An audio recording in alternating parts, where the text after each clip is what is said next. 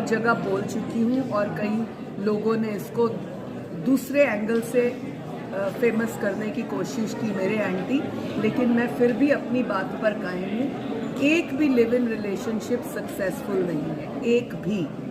हमारे पास 10 से 12,000 केसेस आए हैं, जिनमें 60% केसेस मोबाइल्स, इंस्टा, फेसबुक की वजह से लिव इन रिलेशनशिप और शादियों में बदले हैं, लेकिन एक भी सक्सेसफुल नहीं है।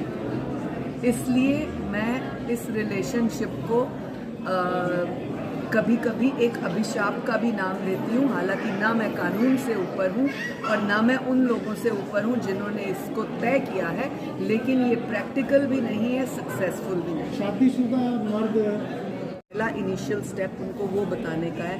पहला लेसन ना बता के अगर मैं 10वें लेसन पे जाऊंगी तो उनको ज़्यादा पता नहीं लगेगा। जिस टाइम हम बड़ा कार्यक्रम करेंगे पूरे हरियाणा की सरपंच बहनों का, जो कि हम जल्दी करेंगे, उसमें एक बार इनका सेकंड सेशन भी हम लेंगे। आज हमने इनको बेसिक बातें बताई कि आप महिला सरपंच बनी हो, आपको सरकार ने मौका दिया है एक ऐसी बेटी को ऐसे दायित्व का जिसमें वो समाज की सेवा कर सकती है, तो उसको अपने परिवार और समाज को बैलेंस कैसे करना है। क्योंकि आप जब किसी के लिए काम करते हो तो आप स्वयं एक उदाहरण होते हो, आप अपने ऊपर बात रखकर कर सकते हो, कह सकते हो। इसीलिए घर में और बाहर समन्वय कैसे बनाना है, तालमेल बनाकर काम कैसे करना है, समाज को क्या कामों की ज़रूरत है, किस तरह की उनको प्रॉब्लम आती है, वो देखना है। इस चीज़ों को बहुत सोचना पड़ेगा हमें और उसको बैलेंस करके आप आगे बढ़ें।